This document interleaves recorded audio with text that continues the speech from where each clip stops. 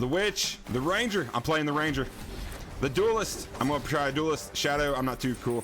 Templar. There's an actual tank. Martyr, warrior, huntress, brah, sorcerer, mercenary, monk. Look at all the classes. Druid with the bear. Why is Path of Exile a winner in my book? There is so many reasons. The first one is the devs in Grinding Gear Games actually care about what they're doing and how they're bringing content to their players. Dude, I came from Diablo 4. All right, I played Diablo 4. I was on that hype train. I was playing it every day, and I was trying to bring content for Diablo 4. And then once I realized that Diablo 4 was just a shell of the other Diablo series, I decided that I need to see what's going on with Path of Exile. You know, I saw some other content creators and I saw other people talking about Path of Exile, and I honestly never even heard of the game. But I have found out that that is actually the best thing that has ever happened to me, the best thing that's ever happened to this channel. And dude, it is blowing my mind every day when I find out all the things that Grinding Gear Games is actually doing for Path of Exile. There is so many things coming up in the future. There's talks of Path of Exile mobile.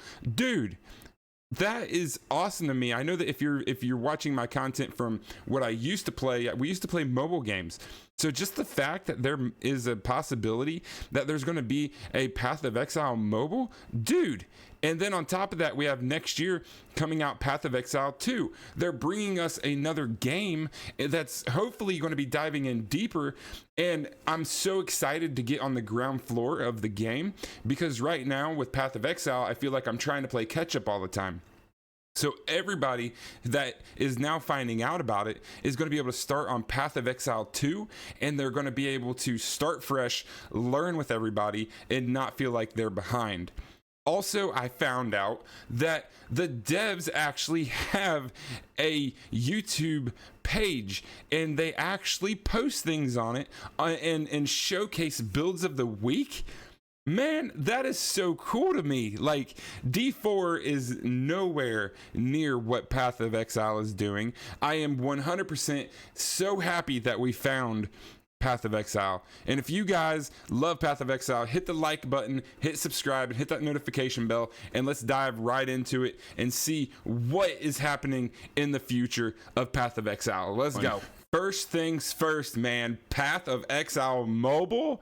We're working on an experimental version of Path of Exile Mobile for mobile devices. Path of Exile's Atlas map system is actually perfect for bite-sized action gameplay. This is a complete Path of Exile game experience with no pay to win, and is being developed in-house at Grinding Gear Games. This is so exciting to me, dude, and the fact that they literally came out and said that there is no pay to win. So, okay, you know, they're obviously probably going to bring some sort of like cosmetic thing, and I'm totally down with that. I'm totally cool. Like, that's okay as long as it doesn't have crazy pay to win features.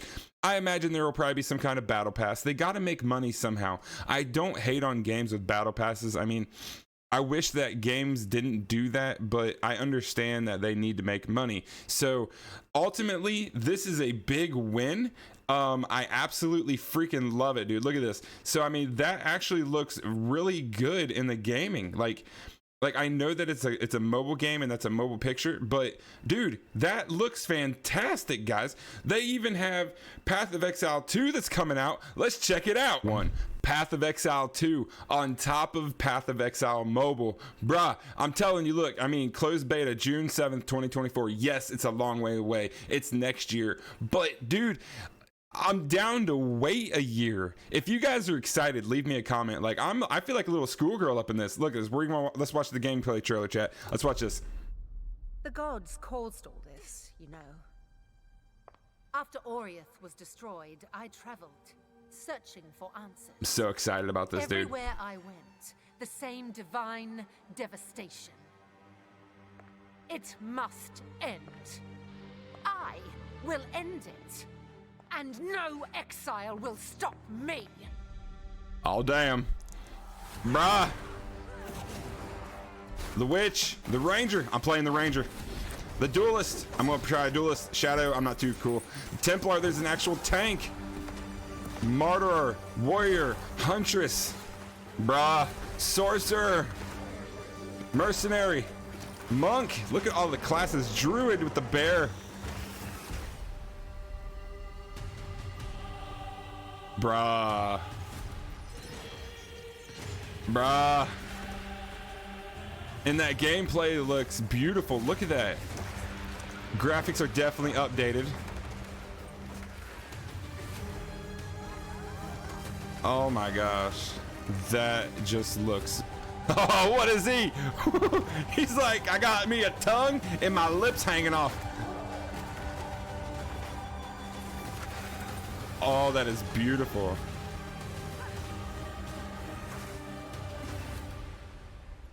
Absolutely beautiful.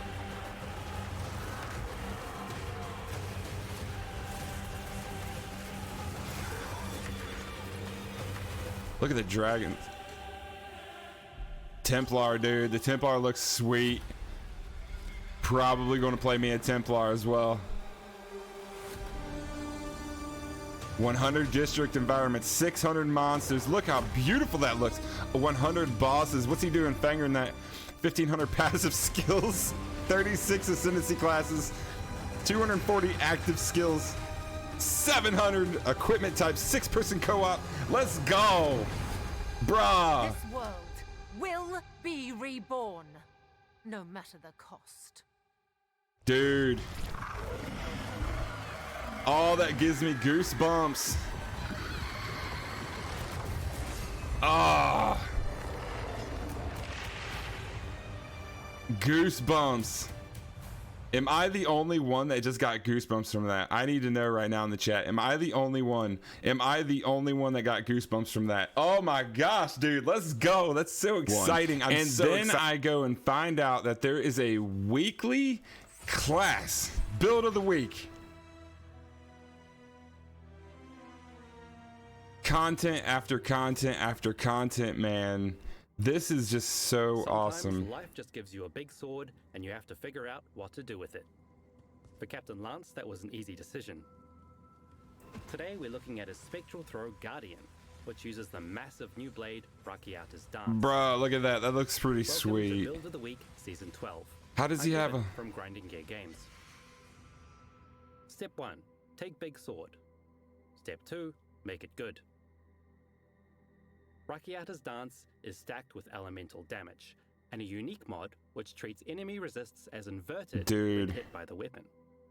So, I just can't get over... monster will be treated as negative. I just can't get over that they actually give a shit enough to do content like this, man. Like elemental curses, and instead invest in other offensive options, which we'll explore soon. I love that sword, though. Look at that sword. That sword looks pretty sweet. Guardian, which might be an unconventional choice for such a character, but it has led him down a path less trodden, allowing him to flex those creative problem-solving skills and showcase some uncommon mechanics. Rakiata's Dance is great, but it has a low base crit chance. Okay. Dude, look at all them swords, man. That is freaking sweet. Look at that. Is therefore bruh. Fortunately, Lance has a solution. You may notice that this character doesn't have a helmet. Not because we want to gaze on the glorious face of the 2011 Templar at all times, although we totally do. This is in fact because we're using the Dance with Death historic keystone. This keystone prevents the use of the helmet and makes us a little more vulnerable.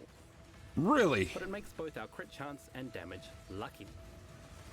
Okay. This simply means that crit and damage are rolled twice and the best result is used. Kind of like the advantage system in D&D. If you've played that, you nerd. What we end up with is a sword that hits harder almost every time. Captain Lance has gone deeper into this combo. Dude, that looks using the sick. Volatility support gem with Spectral Throw. This increases the maximum attack damage of the skill, this number here, and decreases the minimum damage number, this number here. Okay. Since the lower range of lightning damage is abysmal anyway, this downside doesn't bother us much at all. The new Guardian Ascendancy helps our damage too. Lance is using Unwavering Crusade for powerful elemental relic buffs. Also, Time of Need provides hefty life regeneration, which we can combo with the Calm Spirit gloves. That's sweet. This means we can generate Rage passively, and pop Berserk when we need it for extra speed, damage, and defense. So he's just buffing up like crazy and getting crazy life. In elemental damage, regenerate 100% life. And attack speed. Bruh. We need to try this. Captain Lance notes the build lacks in armor, so he has to make up for it in other creative ways. The Guardian's Sentinel of Radiance intercepts 20% of the damage we take from hits. 20%? Oh my gosh. 20%? Bastion of Hope provides a beefy bonus to block. Since we have this ascendancy, Lance has decided to lean into block as a defensive layer. Dude, this looks sick. The build cleverly employs the Red Nightmare and Green Nightmare unique jewels. These add a chance to block attacks to nodes that give fire resist in a radius, and a chance to suppress spells to nodes that give cold resist in a Bro, radius. that's beautiful right there. Look. Lance then combos these jewels with passive tattoos that grant fire and cold resistance.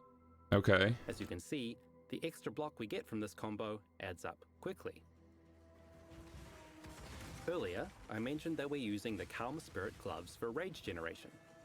Unfortunately, they also prevent life regeneration. To solve this hole in our defense, Captain Lance uses the Forbidden Flesh and Flame dual combo to grab Pious Path. This ascendancy node lets us use Consecrated Ground to apply Dude, he is just slicing through people, dude. Look at those. To ensure we have the Consecrated Ground buff on us most of the time, we have to use the Rational Doctrine unique jewel. While it's not the cheapest solution, it's definitely worth it to mitigate pesky damage over time effects. Yeah. Lastly, Lance uses the tried and true Eternal Damnation and Law Weave combo. Eternal Damnation grants us extra elemental damage reduction based off our Chaos Rest. Equal to half? Holy cow. Buff. Usually the annual Half? would also reduce our max resists, but Law Weave skips that downside by locking our max resists to a good number. Captain Lance has employed a lot of new content in this one. The reworked Guardian, Rakiata's Dance, and passive tattoos. It's a powerful all-rounder, capable of defeating uber bosses, and what it lacks in armor is Dude, he just slicing through that, man. Layers.